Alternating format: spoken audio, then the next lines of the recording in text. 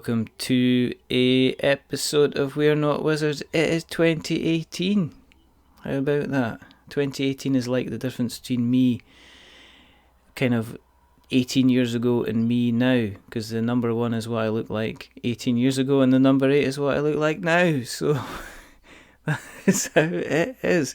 So thank you for joining us. The tonight is, or today, or this morning, or depending on whenever you're listening, we're going to be talking to Brandon Rollins from Pangea Games, but he's also known as Brandon the Game Dev.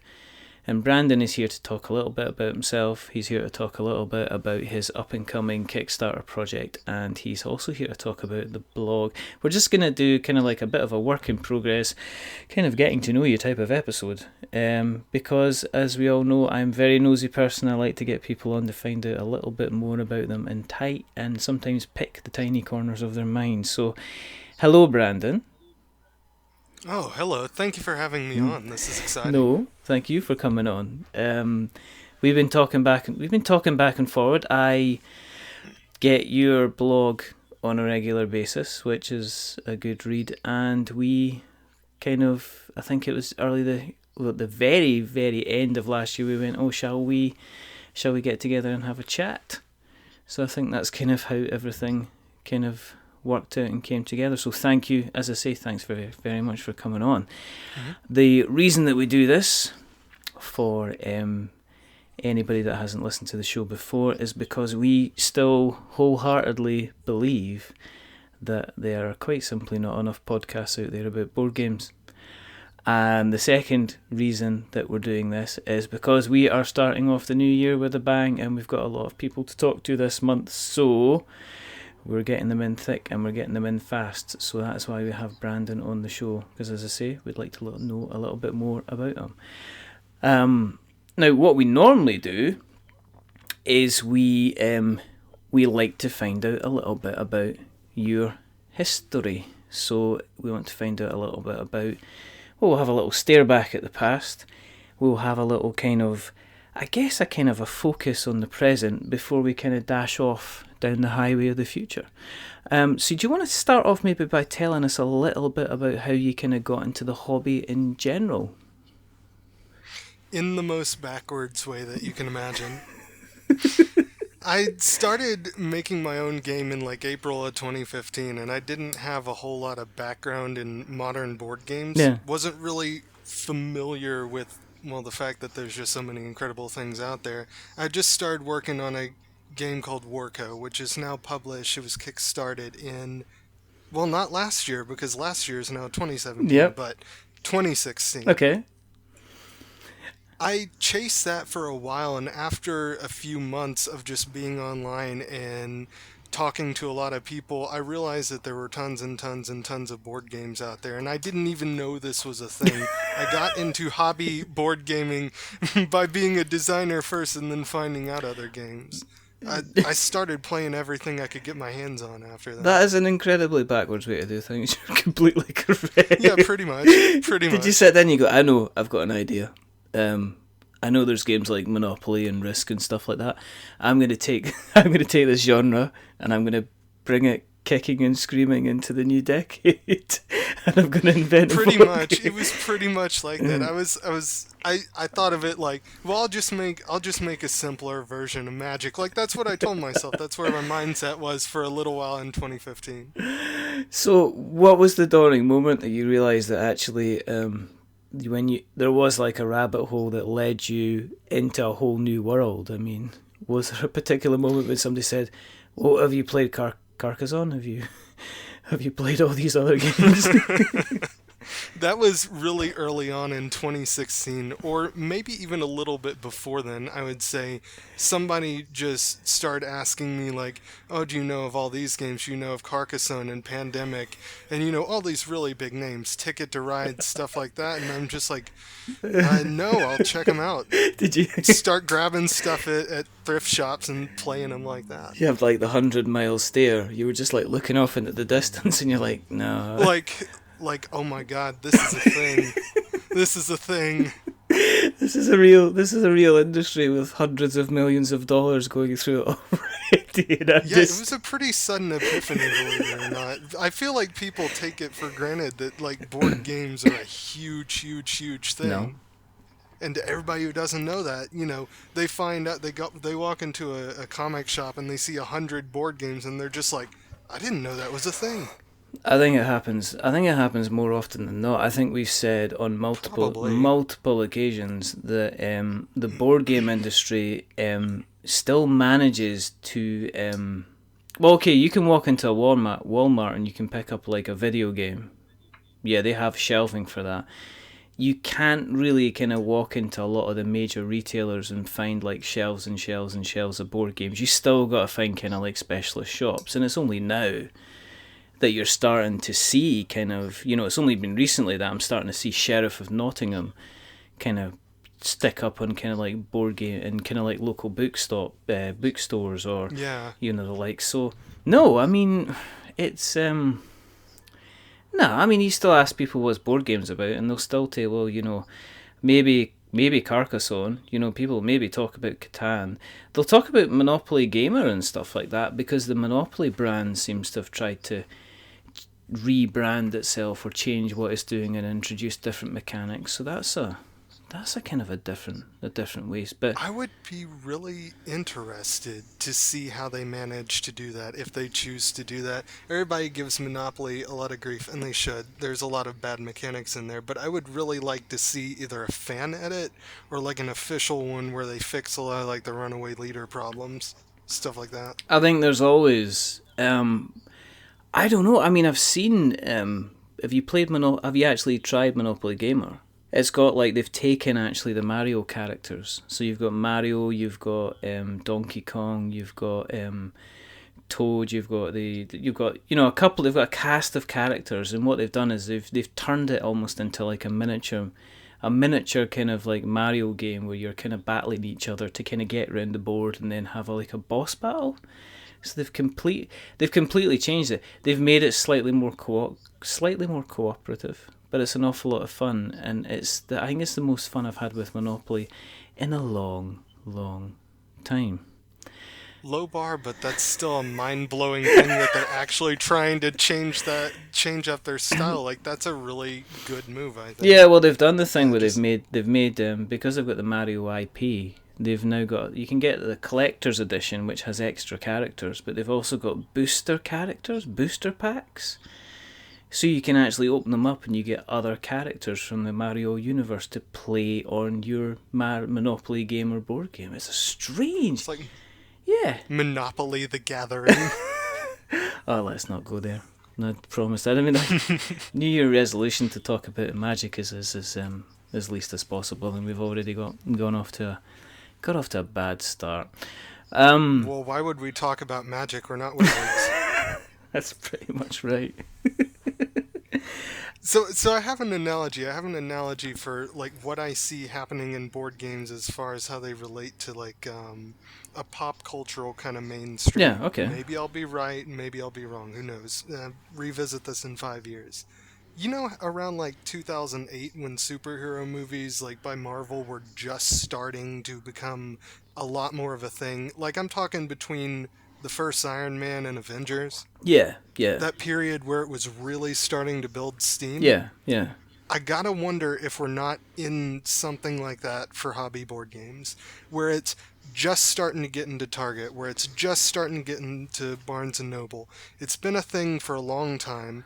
A lot of people have loved board games for a long time, but it might just be breaking into the mainstream beyond a handful of anomalies. I think because there's money in it. I think the Kickstarter revolution has really helped it, because they're now saying that board game Kickstarters now make more money than video game Kickstarters, which is crazy. Probably, well, it's probably not I can see it. It's not a staggering fact to me, considering that pretty much the route to getting into having a board game Kickstarter is probably a little bit easier then maybe getting a video game starter kind of up, depending on obviously the amount of cash that you have. Right. But I see the analogy, yeah, totally. I think there's columns in newspapers, and we're not just getting here's the top 10 board games that you should be playing with your family for Christmas, and you can see games like King Domino kind of sneaking in, and not every article about playing kind of games with your friends has a kind of a headline talking about Cards Against Humanity, which seemed to be kind of like the buzzword amongst the press that didn't know that other kind of games kind of existed.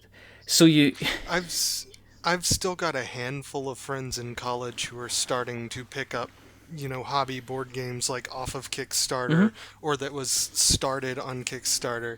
I'm getting almost slightly out of that age range where I still know people in college, but like those who I still know are starting to pick up board games like that. Yeah, I know people going to college. They're almost... It's like people going to college is like my daughter and son in about 7 years' time now. So that's where I am with that. I'll be dropping them off to like and coming and getting them from college. I can't say I can't if I hang around with college. I'm going to get kind of arrested, pretty much.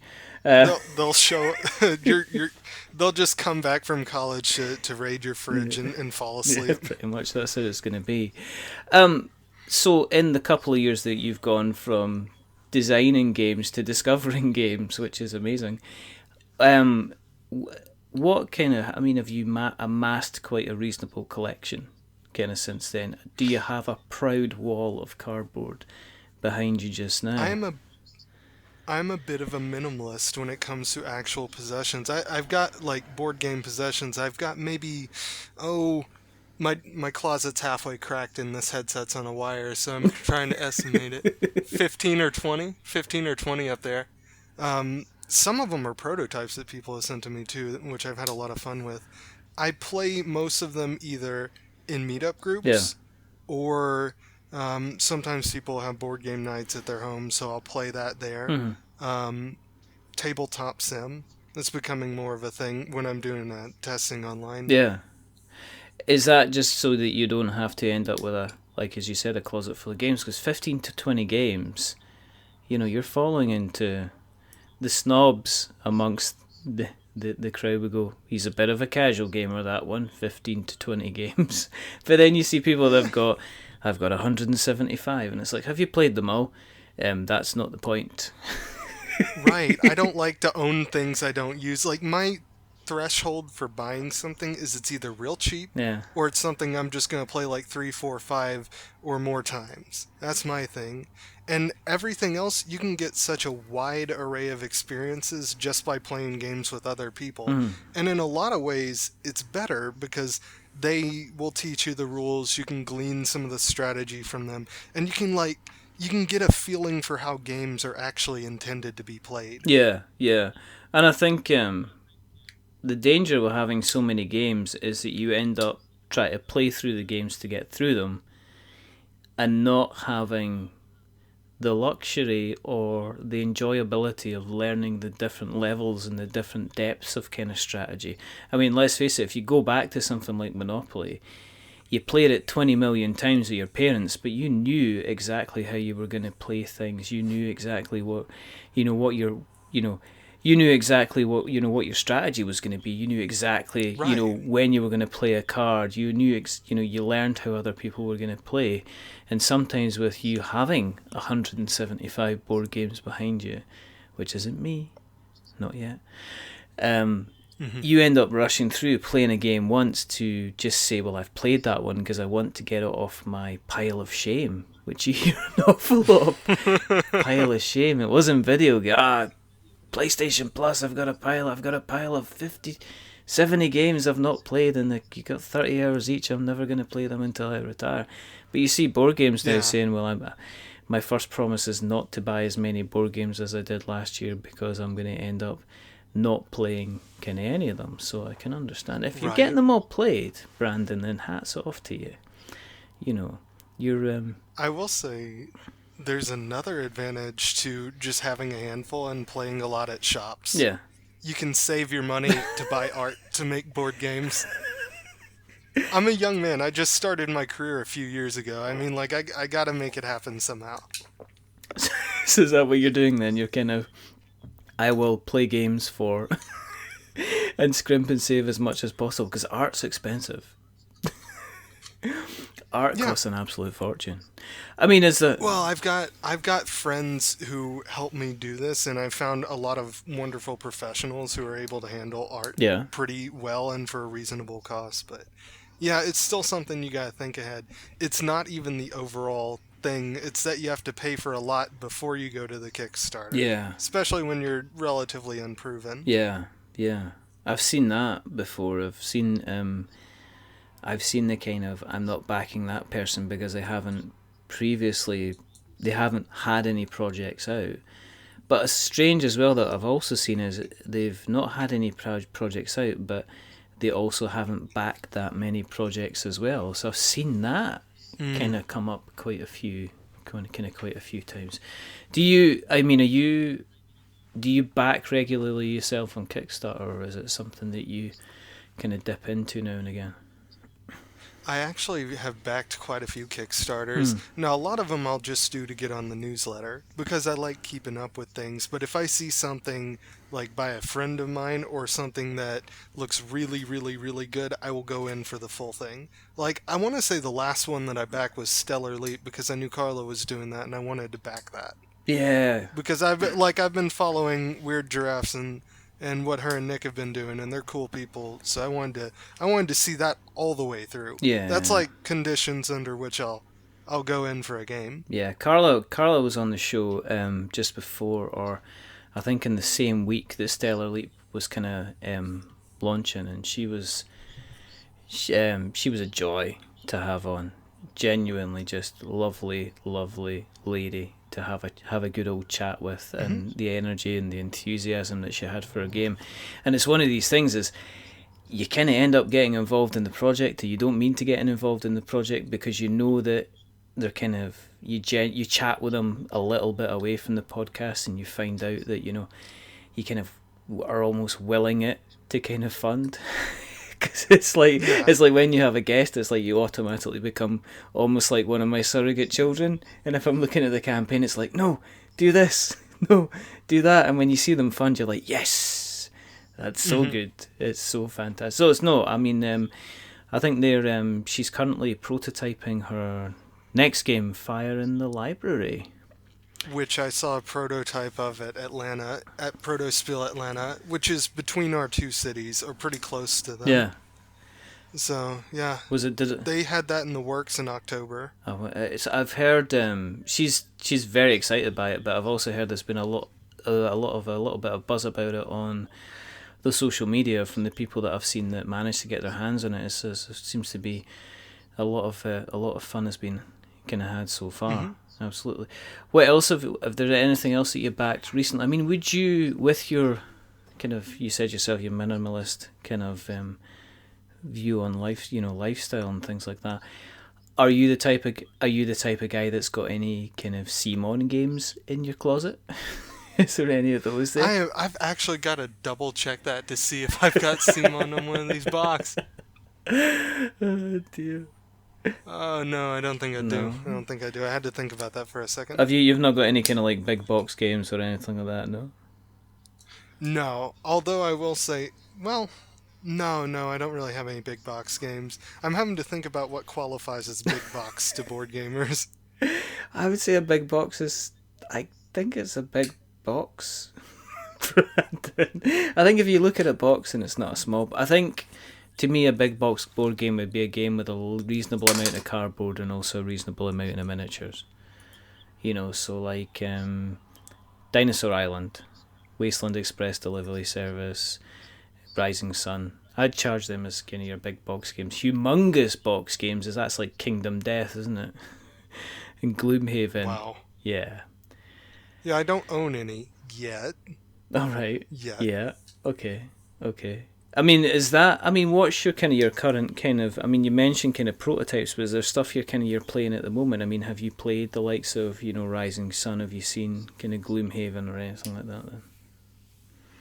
No, a lot of what I've had access to lately is stuff that's going on my Discord. Like State of Wonder is something going on by Emil. I don't actually. I'm trying to think about whether you've spoken to him yet. No, I haven't. No, not spoken to Emil yet. But by all means, send him my way. Would be interested. Always interested in speaking to people all the time. So you, as you said, is it more kind of the prototype type of thing then? Are you? I mean, is there anything that you're playing that at the moment that you're kind of really enjoying then? Okay, I'm gonna fess up to a guilty pleasure. Go on then. Right, actually. okay, wait, okay. Yeah. Okay, so my just now very recently became my girlfriend was like, I want you to play this game, and it's called Marry Mr. Darcy. And it's like a Kickstarter from like 5 years or something, and the whole concept is to like make yourself attractive to potential suitors. I think that's like the last thing I've played, but because she likes it and it's a pretty good game and it's extremely funny, we'll keep doing that. Just podcast ends there. No. Podcast ends. That's it. Finished. No. No, you don't judge. Podcast you can't answers. judge. You can't. No. I mean, people like what they like. That's the whole point of board games. If everybody liked the same thing on board games, then all you would get 1,500 copies of Gloomhaven on people's shelves, and that would be it. Or viticulture or something. My real answers, my eternal favorites, are actually a lot more common answers, like Pandemic, Twilight Struggle, because that's on Steam. I've played that a lot. All right, okay. Played that like a lot. I got a history buff friend who does not play board games to play that with me. Oh, okay. He was just super into the theme. I'm like, all right, do you want to play this? I'll teach you how it works. It's going to take like forever for us to, for me to teach you this, because this game is really complicated, but... Katie from Katie's Game Corner will be so thrilled to hear that the Twilight Struggle's continually to get played, because she's like a huge fan of that game. It's a really good game. I think like the only thing that scares people off is if you play it alone, it's like a 10-15 game learning curve. Yeah. If you play it with someone who knows what they're doing, it's still like a 5 game learning curve. Yeah. Before you're making coherent strategies. But once you know what all the cards do, and once you've got an idea of like which regions to take control of when you're playing as the US or the USSR, it helps a lot. Yeah. But it's going back to what we said earlier on. If you've got a massive game collection and if you're only playing a game once in order to get it played, you sometimes don't learn these little intricacies that can elevate a game from just being rather fun and enjoyable to be something you can become. I have to play this game. You can become obsessed about it. To the same level you see people, learning strategies on Magic and things like that. That kind of knowing the meta game and how to kind of play it, which is kind of interesting. Do you have your own copy? You got your own cardboard copy of Twilight Struggle as well then? I wish I did. I only have the Steam version right now, cause like all I've got in my home is my brother's in my spare room, and he won't play Twilight Struggle. So I'm like, well, I guess I'll just play it on Steam and find some friends online. And is it your place or is it your brother's place? It's my place. And I think there's a potentiality to maybe say, right, okay, what's your brother's name? His name is Austin. Austin. So you just say, Austin, listen, it's Twilight Struggle, or it's packing your bags and going.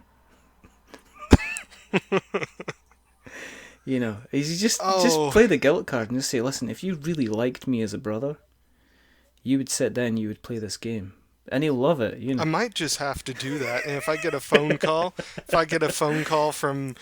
home, if I get a phone call from Nashville, I'll say, Mom, I had to kick him out. And it's like, what? He wouldn't play Twilight Struggle with me. And it's like... He said something about having to go to work. You can just imagine him shouting from the corner, I can't believe you played the mum card. But no, I mean... It's more overpowered than the China card. It's in a special sealed envelope. It's the Twilight Struggle Legacy game. I'm gonna get the president's mum on the phone. Oh, you can't do that, you actual Scumbag. But is that a what? If they make a legacy game, I'm gonna like take a month off and I'll have a beard. It'll be ridiculous. Oh dear. Um, so you obviously you kickstarted your first game, and then from the experiences that you obviously kind of gained from kickstarting your first game, you started the blog. That's What right. made you decide to kind of sit down and say, well, I'm going to write this down, because there's other people out there that are writing that, let's talk about the Jamie Stegmaier in the room Right. who talks about his Kickstarter. So what made you think that you were just, I'm going to go and write a blog? Was it to give a different perspective? Was it maybe giving it from the viewpoint of somebody that was fairly green to the industry and kind of learning all these new things when you were doing the first kind of Kickstarter campaign? That second one pretty much hits it on the head, because I have read every single post of of Jamie Stegmaier's Kickstarter lessons, and his book too. I've read a lot of James Maith. I've read a lot of, you know, just design blogs, board game design labs, stuff like that. And I've found that the one thing I felt like was missing, or the one thing that I could contribute, was just to help fill that gap from what I call like the 0 to 2 year gap. I feel like that's what scares off a lot of people who are potentially interested in doing something like this. I wanted to do something where I assume you knew nothing about the board game industry. Like, it was just a wild idea you had, and you had no idea how to get something manufactured or published or marketed. And I'm gonna write down every single thing I can think of to help people do that, to help people go from knowing nothing to being published. And I'm going to do this in a really systematic way that people can follow. That was the idea. And it took me a while to find that particular voice. It took me a few months to decide that's the angle I wanted to approach it from. Was it a bit daunting knowing that you were going to be after the works, obviously the dev diaries that were being put out by, that were out there for you to say, well, put your voice out there, obviously almost putting your flag to the mast kind of thing and seeing what was happening. Was that kind of like a daunting prospect? Did you at any point kind of write stuff out and then say, no, I'm going to read? How many rewrites did you do? Did you do a lot of rewrites, or were you fairly confident to say, I'm just going to put this out there and see what people think? It's always daunting to put your ideas out there. It's nerve-wracking. I mean, you want people to like them, you want people to find them helpful. I've done some rewrites. A lot of it doesn't look like saved drafts filling up WordPress or a bunch of Word documents. A lot of it just looks like me hitting the backspace button for a really long time and starting from the beginning. I I started shutting that down real quick, because a lot of that just comes from a misguided belief that you have like nothing to contribute, or that somebody's going to do it better. The best way I know to fight back against the urge to just rewrite and rewrite and rewrite is to pick a subject, just a good one. Don't even try and find a perfect one. Just find a good one. Ask around if you have to. Write an outline, choose a word count, and just hit that outline and hit that word count. Mm-hmm. And then proofread it and then publish it. Like, a lot of why I keep the timeline I do is just so I keep it going and I don't have time to super critically tear my work down before it ever gets a chance to be up there. No, I mean, That's yeah. part of why I do 2 a week. Yeah. I think sometimes you just gotta, especially if you're self-publishing, I think it can be difficult to not over-edit or not to scrap entire bits, but at the same time it's also having the self-discipline to run with an idea which didn't necessarily be the idea that you started off with. That's right. I'm dilly-dallying with a bit of writing myself, and it's a review. It's a review for an older board game, and it'll be going out somewhere. I don't think it'll be going out on the We're Not Wizard website, but it is kind of going, well, am I trying to go for a particular angle, and now I've noticed that my angle's changed about like 5 times? Yeah, it takes a while to find your voice. Yeah. I mean, like the current series that I'm doing, and both of the series that I'm doing, Dev Diary took 6 months of writing for me to come up with doing that. Yeah. And then start to finish took another 3 months after that. And yet sometimes you just have to put a bunch of work out there just to see what works for you and what works for your voice and your style. And have you found, has that helped you to strategize for the up and coming kind of campaign that you're going to be launching then? Has it helped you kind of reassess the actions that you're going to take on this campaign? Because I take it this is based around, obviously, was based around War Company, which was your deck game. So have you looked back on what you've written and actually says, well, do you know what, this time I should actually be doing this, or I should actually be doing that, or I should be doing something slightly differently? Yeah, I've had moments like that. Like, I was thinking just pure Warco up until about March this year when I started working on Byways, my second game. Yeah. And I have gone back and I've actually used... Okay, how would I put it this way? Like, when you earnestly try to teach somebody something, that is itself a way of learning yourself. So, like, I've cranked out all this documentation on, like, how I think, best way to spread the word on social media, or best way to reach out to people. Here's a template. Or, just some emotional pitfalls to look out for, because that stuff's important too. I've written that down, read my own work, and I'm like, there's an area here where I need to actually do what I said. It happens every once in a while. I've seen it. I remember being on a sales course, and the guy that was doing the sales course, it was just me and him. it kind of dawned on him quite quickly that half the stuff that he should have been covering in the sales course, he maybe should have done more of himself, because it might meant he would have had more than one person on his sales course. And it was more of what epiphany is the guy going to have today, not the epiphany that I was going to have, because I was sitting there going, well, I kind of know a lot of this, but there's still stuff that I'm learning. But he was like going, yeah, I really need to. And I'm just like sitting there looking at him going, well, maybe we should just sit next to each other instead of you sitting and you telling me what to kind of do kind of thing. But no, I mean, I see.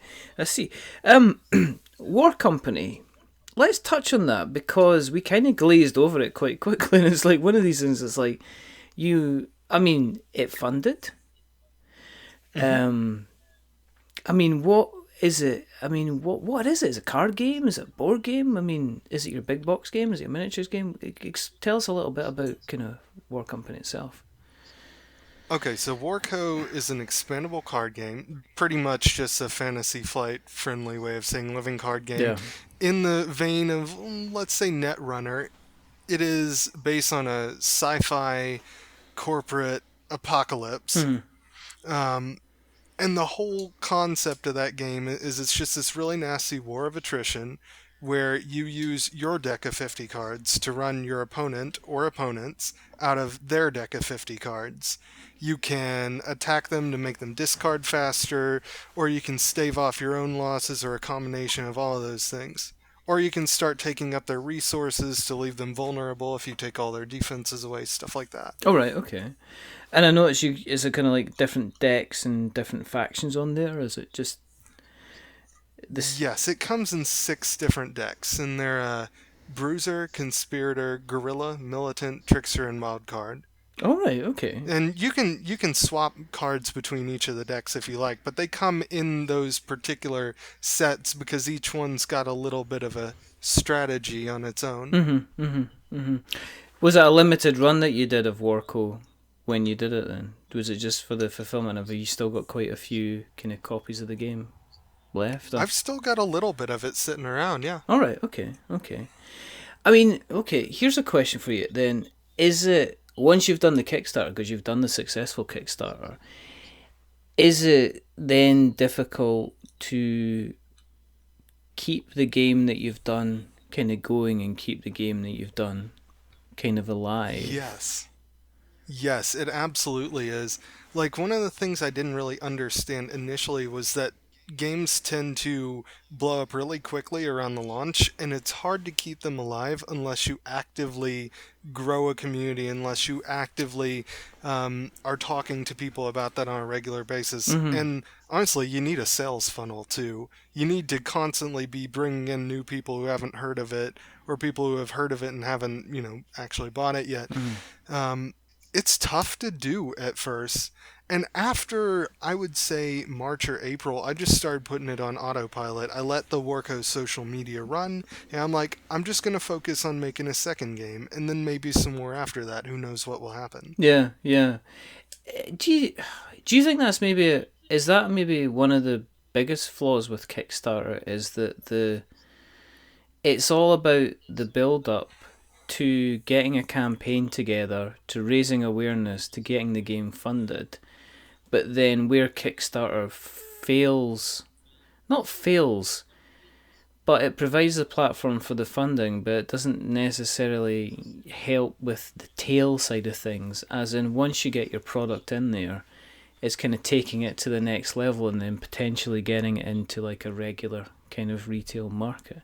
Because I see a lot of businesses talk about getting the retail tail, getting their game published, signing it with kind of like publishers and having their game kind of hitting the stores on a regular basis. And one of the things that's aimed at Kickstarter is once even the most successful games out there, if they've not had a second run, then they can disappear into obscurity kind of thing. Which is It's true. It's a kind of a strange situation.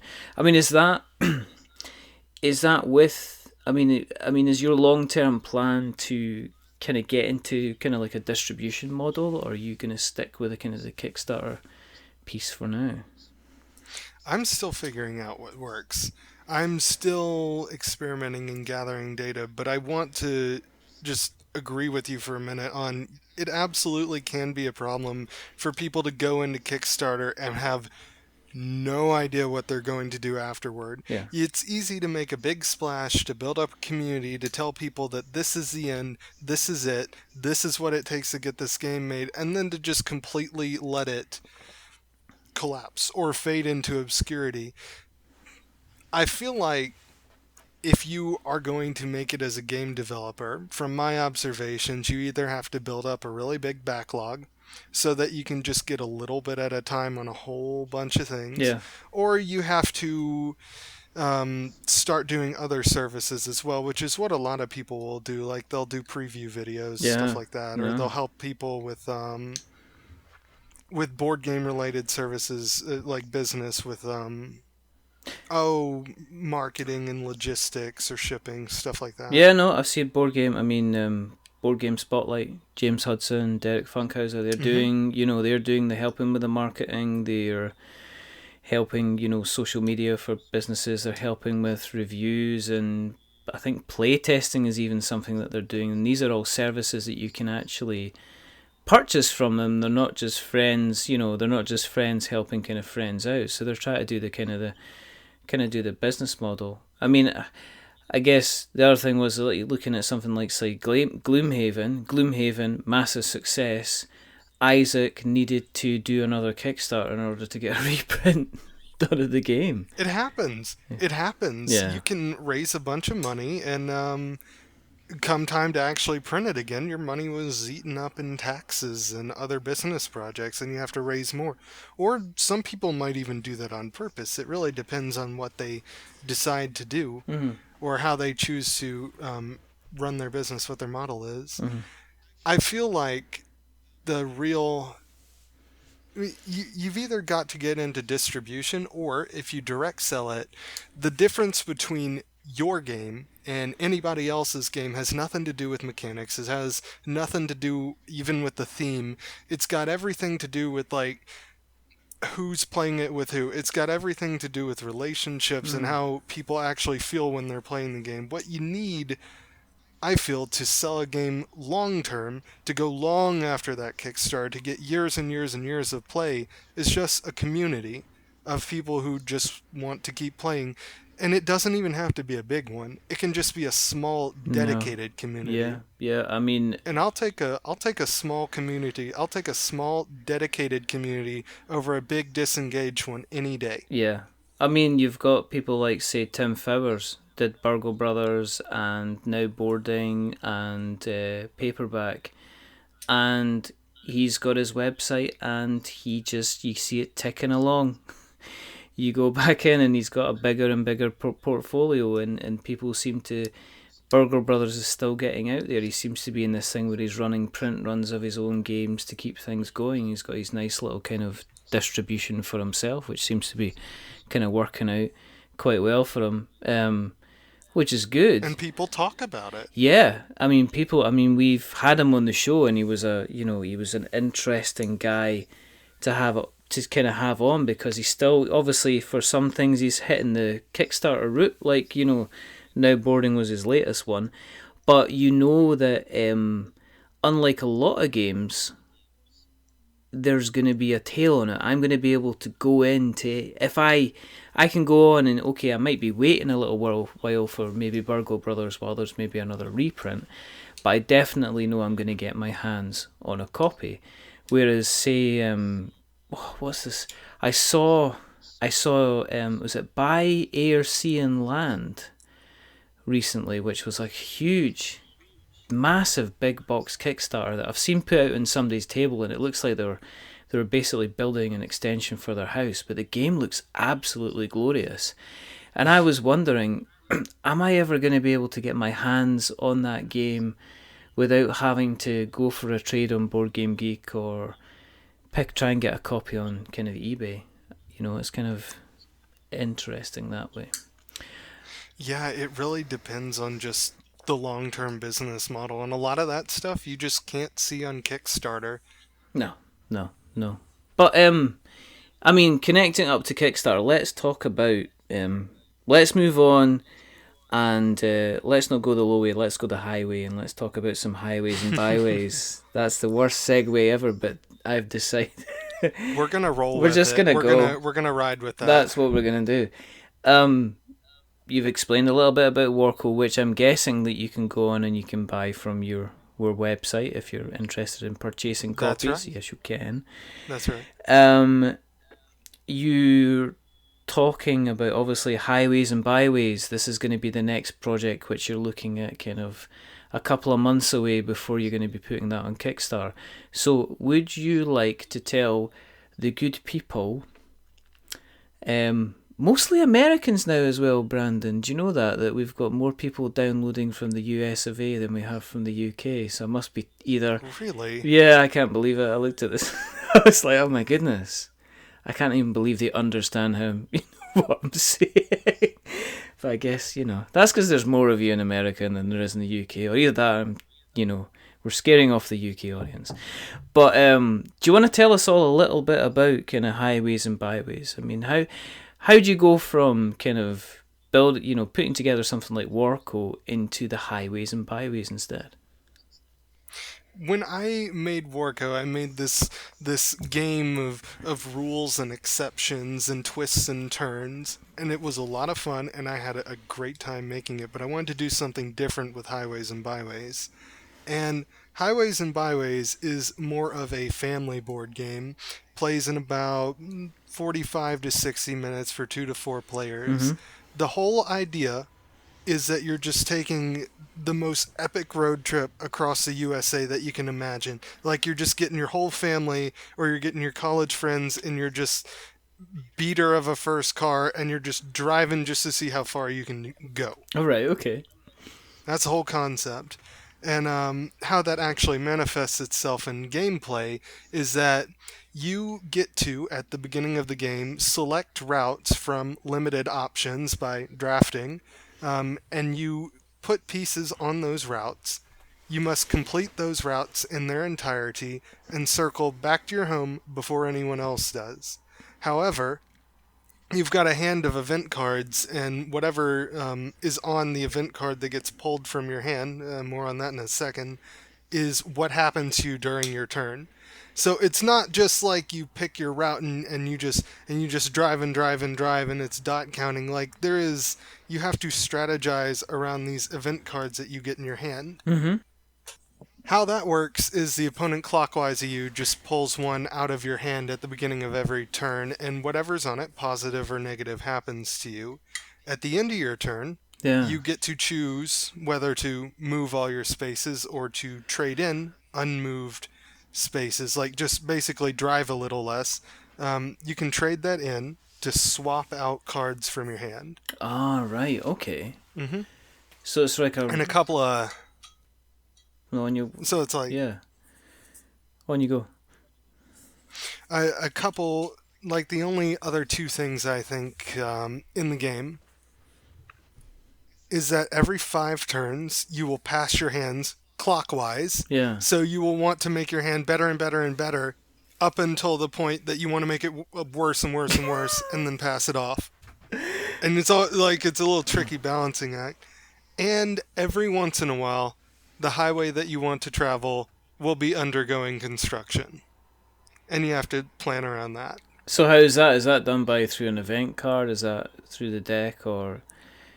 That's done by construction cards, which are 5 letter cards that correspond to letters on the board. All right. And once they're all used up, you play out the rest of that turn, shuffle that deck, and then everybody passes their event hands. So you've got it counting off in the bottom right as you're getting closer to passing your hands. So it sounds very much kind of risk reward and deck management. As in, there's certain points where you can travel further. If you're traveling further, you can get ahead in your objective, but you risk having less control over your hand going over and potentially opening yourself up to setbacks on your route. That's right. Or you can slow right down, manage your hand more effectively, but the risk with doing that is if you build up a fantastic hand, if it's on turn number 4, then you're going to end up handing over kind of pure gold to the person that you're kind of competing against. That's right. It's a lot of hand management, kind of pushing your luck a little bit too. But and like each vehicle will have its own special unique ability, usually related to event cards. So like it'll be immune to a certain negative thing, or when you get a positive, it's even more positive. Or every time the hands are passed, you get to move extra spaces. So you kind of also want to move in accordance with what your vehicle does too. Oh, right, okay. Do you have little model cars then? I want to do that in the Kickstarter. For the review copies, I'm using pawns because the Game Crafter cars are too big. Yeah, okay. And I ordered a bunch of them too. I ordered a bunch of cars before actually measuring them. But no, I'm sending out pawns for now, but I would love to do little plastic cars as like a low stretch goal on Kickstarter. Did you go a bit car crazy then? Did you go, I'll have 100 of these? Well, all I'm saying is, do you need like 48 little plastic cars right now? Because that's how many I've got in my closet. My 5-year-old would say yes, and I would probably say yes as well, because if we could have 24 each, then we would be happy. I mean, are you looking at kind of, what's the last game I've seen that's got tiny little cars? Formula D has got tiny little plastic cars in it. I take it the ones that you've got are bigger than the Formula D ones. They're only about 2 centimeters long at the most. 2 centimeters. Yeah, that's probably about as much as it could be on that board. All right, okay. Well, all you need to do is go out and buy 150 copies of Formula D. Then just help yourself to the cars from there. I'm just going to ship 150 copies of Formula D to like a factory in China and ask them to sort the parts for me. Just get like a marker pen and just, scrub out all the bits of the track that you don't need.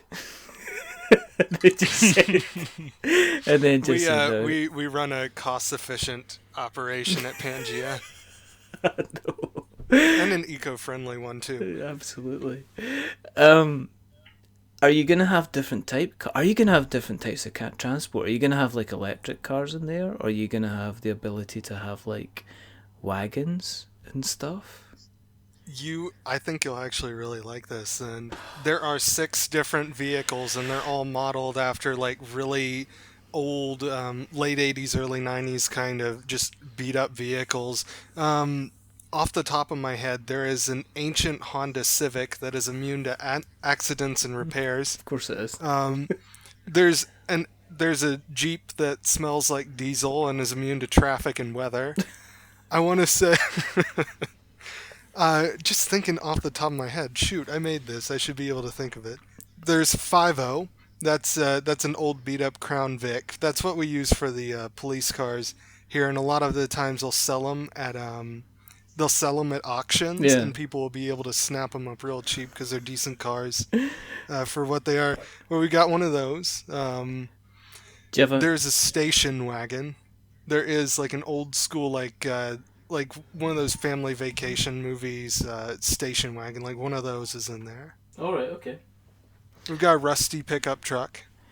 Because why not? And a minivan with soccer ball sized dents in it. Oh my goodness. You need a mule or a horse. I would love to do that as a stretch goal. Like have to have just introduce more jokey kind Just of vehicles. anything at all. You know, penny farthing bike. I mean, that would be. They'd be immune. They'd be immune to running out of petrol and stuff or gasoline. Yeah. Do you have to fuel up then? I mean, is there losing out in gasoline? Is that one of the things that you have to do, or? Believe it or not, I actually was playing around with both gas, money, and hotel mechanics way earlier in the game, but I actually ended up stripping them out because they were complicating it a lot and kind of slowing it down. So no, your cars never run out of gas. That's pretty good. Cars never run out of gas. That's pretty cool. That's pretty cool. Is it? I mean, is it? Do you have to be quite strict with the control and the mechanics then? I mean, do you know, you said you've just said I've stripped out a couple of mechanics that people would I would have naturally thought that would have been part of the game.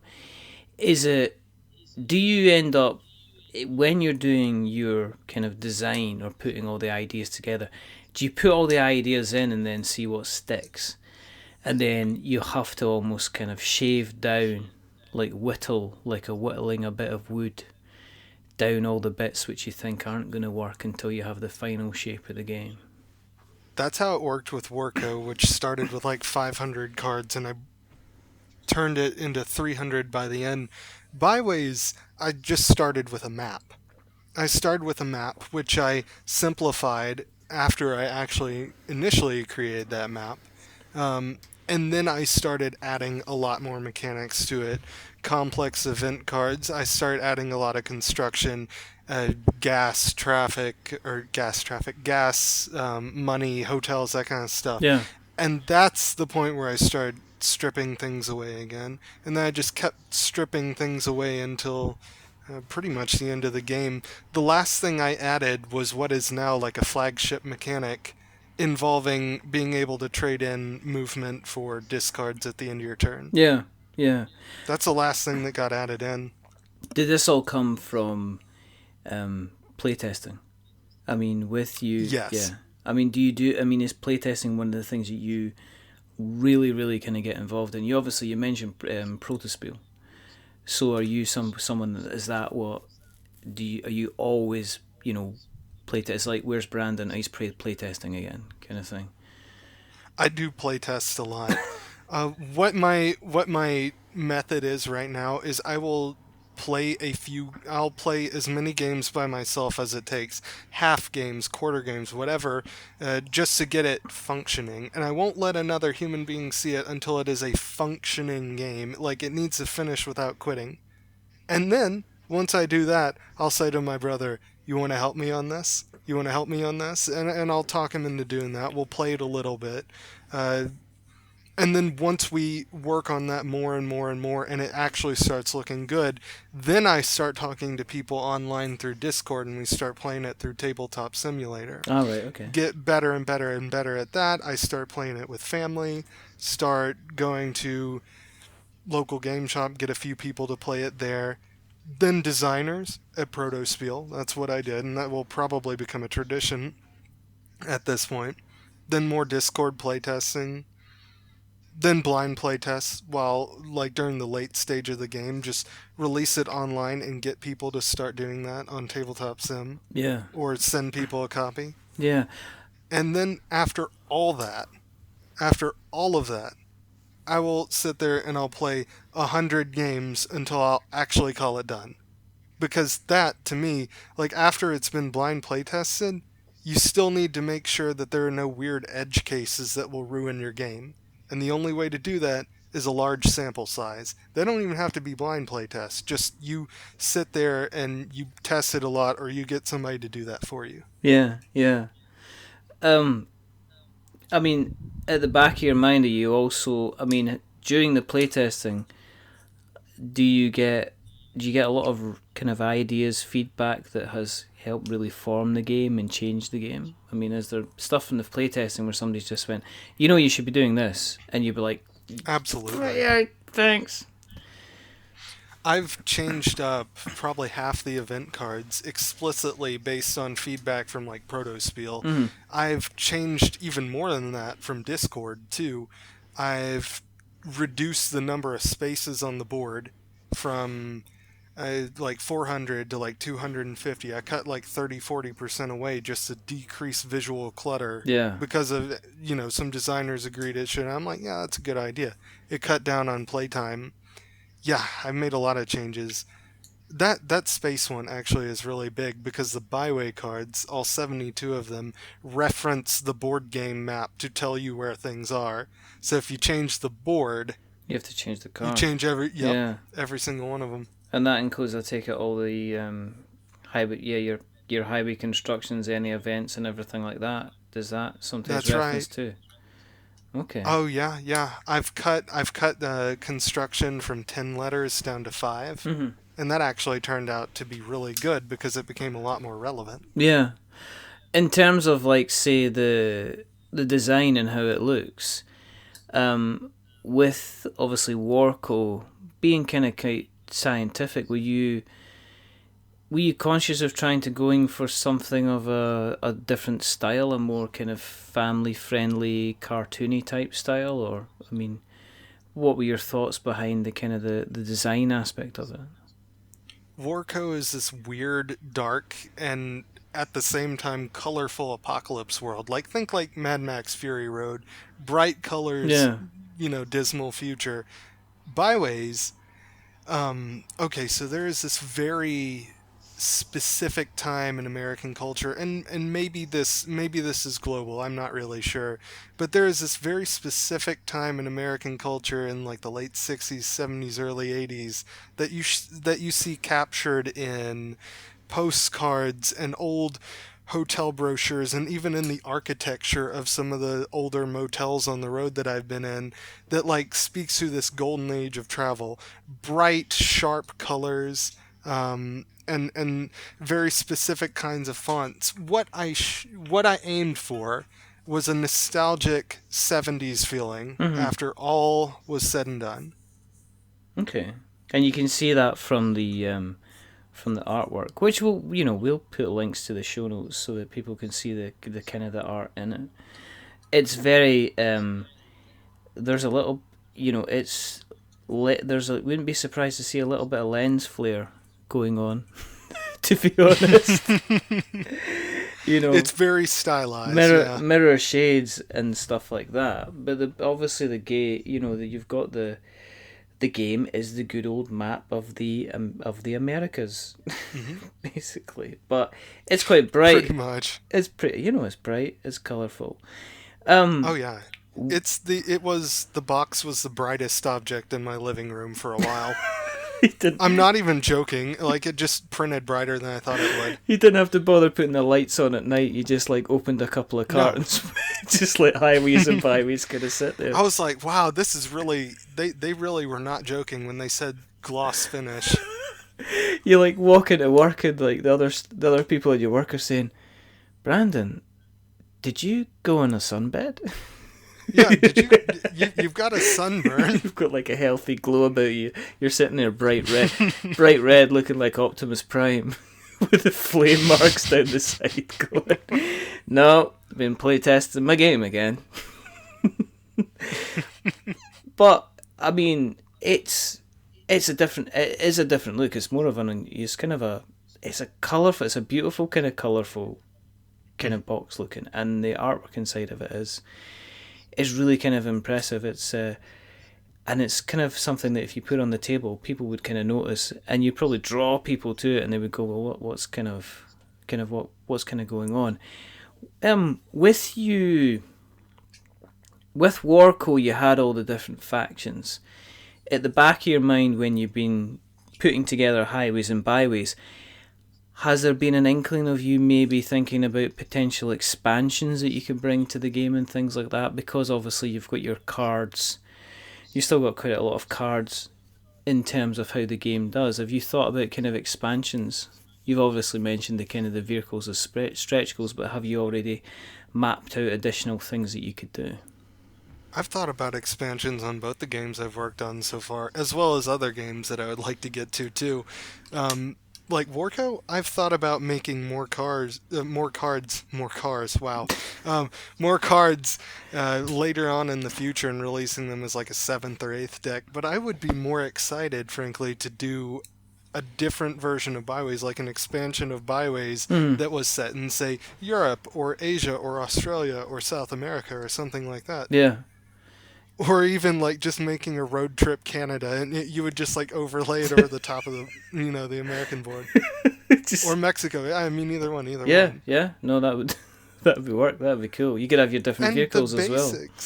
Just the basics would still work. I would just have to find the right voice for different regions so that I could keep that Byways tone, but also find the right cultural voice for another place. Yeah. No. It's really easy for me to lean into that old American lore. Mm-hmm. It would be harder for me to do the same thing for Europe or Australia or anywhere else. I could do it if I read enough, though, and play tested with people around the area. Well, I think that gives you an excuse if the Kickstarter takes off for you to take, a couple of months in Australia, a couple of months in Canada, a couple of months in Europe. You could put it down and kind of write it off on tax bills as kind of like necessary investigation expenses kind of thing. Right. And see if I'm gonna just like put that down as like research trip, and I'm gonna get a call from the Tennessee Department of Revenue. Like Exactly. Did you really need to have all these hotel rooms in France? Yes. Yes, we did. Yes, this was critical to my board game design business. Yes, we did. I definitely needed to go to Alsace. Definitely. And the skiing, skiing was, just one of these things. Yeah, it's like they're just reading through my transactions. 1 Delta airline ticket to Hawaii. Well, people drive about Hawaii. I mean, they're not going to build a bridge from California anytime soon. Yeah, no, exactly. So I got what I'm expected to do, swim. But that's my backup plan for getting to the UK in a pinch. That's it. I'm planning on doing an expansion to my board game, so please send me air tickets. Thanks very much. I'm gonna just like check myself in a bag, and that's how I'm gonna get there. Do that. There's probably people that have already done that. Probably, but ended up in prison. To be perfectly honest, and you don't. Yeah, I'm not gonna try that. I feel like I would just get stopped by the TSA, and they'd be like, "What are you even doing? Just go home."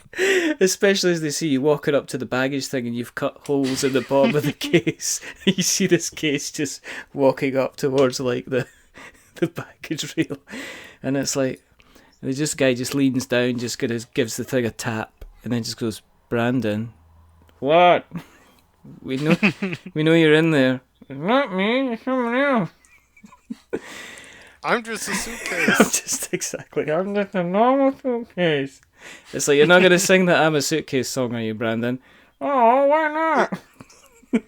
Is that an actual song? I might have to Google it. I don't think it is. It probably is. There's probably something. Somebody's probably made Somebody it. probably has made it. It's probably the Flight of the Conchords guys have made I'm a Suitcase. Um, I'm looking on Spotify just right now. check it just now. There probably is. There probably is a Spotify playlist for songs you should be playing if you're ever trapped in a suitcase. There isn't, but there is a playlist with 122 followers called Suitcases and Staircases. So, Oh my goodness. there you go. It's just a gift that keeps on giving. Obviously, unless you're an artist, and then you get nothing off Spotify. Controversial. Have you thought about prices and things like that then for highways and byways? Core reward's going to be $49, and I'm still working out the shipping on that, but I'm going to try and keep the shipping as low as I humanly can. Mm-hmm. I'm going to try and make it free for the United States if at all possible. I just need to crunch some numbers on that. And what about things like into Europe? I mean, are you looking at the kind of the customs friendly option and things like that is something that you've got to consider as well? I'm definitely doing customs friendly. It's not as hard to arrange as you might think. It just looks really intimidating from the outside. You can do that through like Games Quest really easily. And as far as like getting it into Europe, UK, Canada, I would say probably like $5 more than the US. Again, gotta run numbers. Yeah. Probably another 5 on top of that for Australia or the rest of the world. Okay. And the $49, that'll get you kind of like the base game, which seems to be, you've got your map, you've got your cards, you've got your potential little cars once you get sorted out for that. You've got your donkey and your penny farthing and your I take it you've got an Evil Knievel stretch goal as well, so you can go across the Grand Canyon. I do now.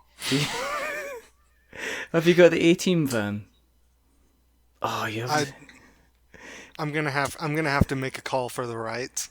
I think you're gonna have to, because I can imagine the A-Team van, the road trip. Wow, and they would just be like impervious except to like snacks. There'd be a milk. I might just do like an ice cream truck or something. There'd be an event card that like would mean that if the A-Team van got like milk near it, then B.A. Baracus would freak out and he'd refuse to drive for 3 turns. Oh, I just think about it. Anyway, so you're thinking about potentially, is it March? I think you said in the green room about potential launch for that. Last week of March is what I'm shooting for. Okay. When you're, I mean, I guess this isn't a question that comes up. When you're doing the launch window for the Kickstarter, do you consciously make yourself aware of what is also going to be launching at the same time? That's why I haven't pinned down a specific date, because a lot of people wait just a little bit longer before they actually give you that date. But the idea does, like, it's crossed my mind. Yeah. For me, it would be the difference between, say, like a March 19th, March 20th, March 26th, March 27th, or even April 3, April 4 kind of thing. Yeah. It wouldn't change my overall timetable too much, but you know, you don't want to share the day with the next rising sun if you can avoid it, just because that will suck the oxygen right out of the room. Yeah. No, I mean, I've seen people that have been involved. I mean, this year there was Rising Sun, there was Seventh Continent, there was Kingdom Death. Oh my goodness. You know, there was all these huge hitters coming out, which, as you said, kind of sucked the oxygen out of a lot of campaigns. I think the middle of January, is it not? Hate is coming out, which for a campaign which everybody's going, oh no. I don't think I've checked it out fully, but I know it's like the next big box game that Simon are going to be doing, which has led, when I've read in the Kickstarter community, people talking, oh, I'm launching mid-January, and the first thing people are saying is, you are aware that Hate is launching mid-January, and they're like, no. So, Well, here's the thing. I don't believe that there's any month that totally precludes you from succeeding, or even if you share a day with somebody big, every factor that you can have on your side, you want to have on your side. mhm. Like, so that's why you don't launch at like 5 p.m. on a Sunday. No, no. I think you have to be aware. I think there will be different communities that will build up around kind of like different products, and I think if you've, as long as you've kind of got that community behind you, then I think you're not. I think you have to expect some kind of effect on your campaign. You know, if you're going to be sitting there and you're doing a card game and you've got a seventh continent kind of storming up behind you like a rhino, you know, that's just had some sunny delight. You can expect it to kind of have an effect on how the campaign rolls, but I think it's very, very unpredictable because there's games out there that just seem to come from nowhere still and still seem to fund kind of very, very well. I think the last one I saw was Root, which was that strategy game. You'd like that. Did you see that? That was kind of like. I feel like I've seen that come. It's kind of like a war game. Lately. Yeah, it's like a wargaming type game, but the artwork is very, very kind of like seems to be child friendly. But from what I've heard about it, it's a very deep kind of tactical kind of game. So you would, I think you might like that. I don't think Austin would like it, but you might, you might like it. You kind of have to love those games that will just conceal a little bit of how complicated they are in their art. Like Advance Wars, that's a video game, but that comes to mind. Yeah. That'll conceal its complexity in art. That's a brutally difficult game, if you're a kid anyway. It's been a long time since I played it. It's been a long time since I've played it, but I was probably very old when I started playing it. If it was on the old, I think it was the old Game Boy Advanced, potentially. I think I jumped in on Dual Strike, and then I also got the gritty and dark reboot of Days of Ruin. Just leave it out. You know, it's fine. It was actually a good game, but but the story is really tough to read as an adult. Yeah. Like, it was okay when I was like 14, but it's tough to read as an adult. Yeah. I appreciate what they were trying to do, though. I really, really do. Yeah, and I'm surprised it's not been rebooted. Yeah. I'm surprised it's not going to appear on. It'd be good if it was on the Switch. Mm-hmm. That'd be an interesting game on the Switch. But we've got. Oh man, I've fallen behind on my video games lately. I'm now 2 consoles behind. I'm not cool anymore. Well, you know, I've just recently packed away the PlayStation 3, and you know the likes of because I just wasn't touching it. But I've still got my Wii U because you can put it on and you know it's fun.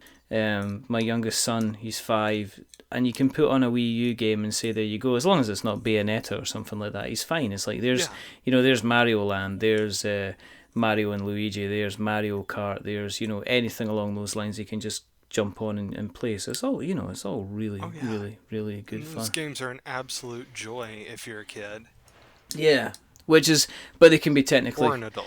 But they can be technically good, kind of good fun as well, which is always good. Which I think is where we are. We kind of like, we're getting there with board games. I think the gritty greyness that you see in a lot of video games nowadays, people are still willing to be very, very colourful on the board games, because a colourful looking board game is a thing of joy, because you're putting it on your table, you're not just putting it on your TV, which is an interesting thing. Which is why when you see, it's really strange, because when you get games like, say, Cuphead coming out, which is like this, almost like this interactive kind of almost Disney-esque kind of animation that came out, everybody going, look at it, it looks amazing. It's like, well, if you stepped into the board game space, you would see literally hundreds of differently illustrated games that are all joyous and fun and colourful and lovely and stuff like that. One of the beautiful things about board games as opposed to video games in that sense is that video games, at least what you see on the consoles, they're big productions. They need teams of 100 or 200 or 300. I mean, who even knows? And when you've got that much capital involved, you have to play it safe, and safe means making mass market and gritty a lot of the time. Yeah. Or a Mario game. I mean, Odyssey was the exception, but that's because they've got so much power in that intellectual property that they can take risks and they can do stuff that's just wild. Board games, it's what you would call, I guess, a long tail product. You can reach out to any group of 500 or 1,000 people who have a very particular taste, and you can make something that is absolutely perfect for them and that will delight them. Yeah, no, absolutely. No, I mean, Andrew Burkett from Atheris, he's just released Supernatural Socks. Which is Supernatural Socks? Which is a game about ghosts that steal socks. You know, whereas what? Why not? You know, whereas at the same time, you've also got Colossal Games releasing Western Legends, which is all about ye olde Wild West. So, you know, those are two completely different styles of games, all very bright and all very colourful as well at the same time, so it's pretty cool. I'm very, very conscious of the time. Oh, because it's all right. been, you know, it's, if people have listened along today and they are interested in keeping an eye on your good self, where can they find you on the interweb nets, Mr. Rollins? On the internet web nets, the easiest way to find me is either go to brandonthegamedev.com, that's the blog, or you can find me Instagram, Twitter, Facebook is Brandon Game Dev. Okay. And if you are really interested in Byways, and you want to see what I do with that Kickstarter, if you're interested in backing, you can always get to either the email form or the Kickstarter through bywaysgame.com/Kickstarter. There you go. And we will make sure that all those, we'll put the notes in the show notes so that we've got notes to show. Okay? Mm-hmm. One last question, okay? You are heading off from Florida to Seattle. You're going on a road trip, okay? Okay. You have got to decide, you've a limited space because you're taking some supplies and you're just doing the whole driving, the couple of 1,000 miles or whatever it is, rather than take a plane like a sensible person.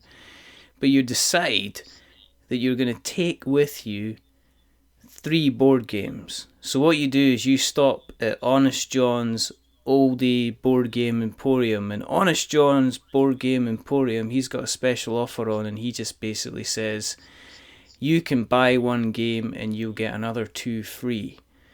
So faced with that, you look at Honest John's collection. He's got every single game that there has ever been in existence. He's got first editions, second editions, all the expansions. The only thing is, though, that you have filled up your car with so much stuff to take on your road trip, you have only now got space for 3 board games.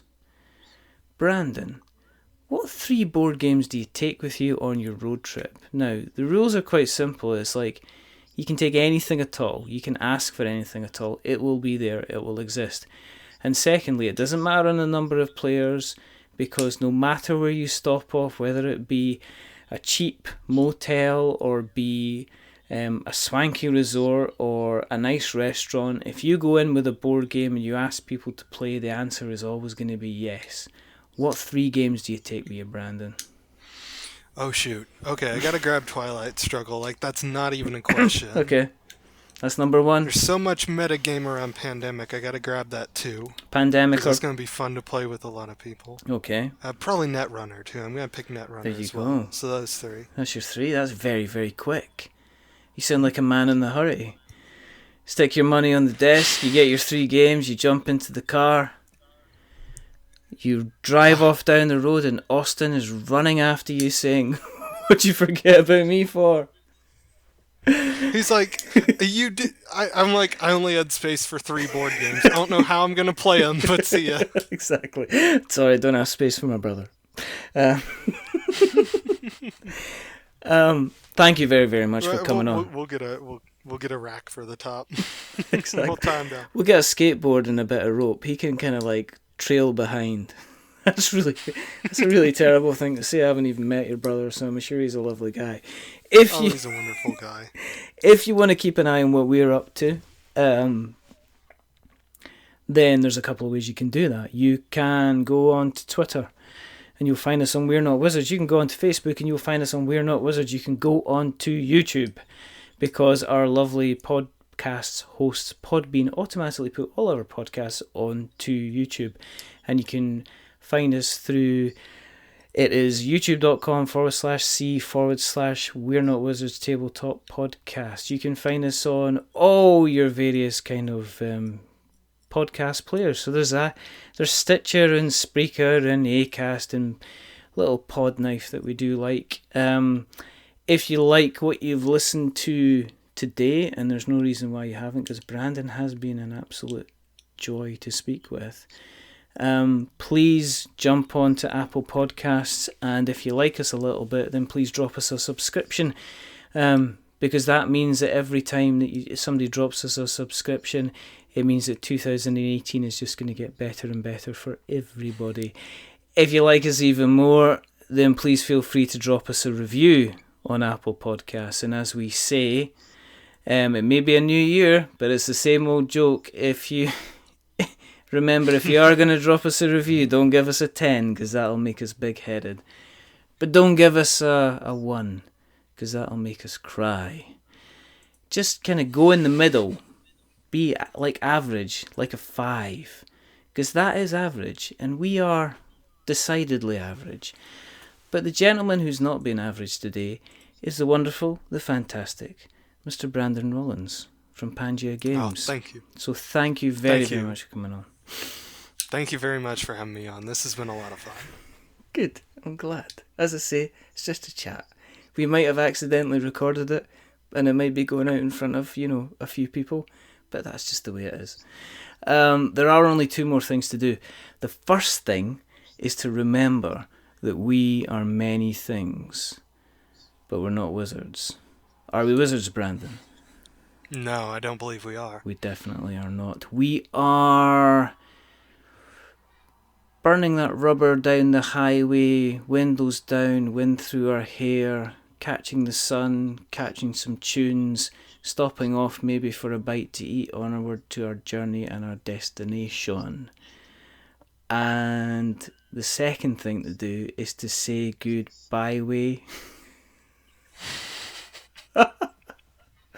So it's a goodbye wave from Brandon. Say goodbye. Goodbye, everybody. Thank you for listening. Have an awesome day. And it's a goodbye from me. Remember, stay safe, roll 6s. We, of course, will have lots of links for you to look at in the show notes. We're going to be keeping an eye on what Brandon's going to be doing with his Kickstarter campaign come the end of March, and you can guarantee that we will be making everybody aware of it when it does launch out there. Again, thank you for everybody that listened and supported to us last year. We still have, we've got a lot of guests coming on 2018, some really, really interesting people, so stay tuned. But until the next time, it is a big goodbye and Happy New Year from myself. So, bye.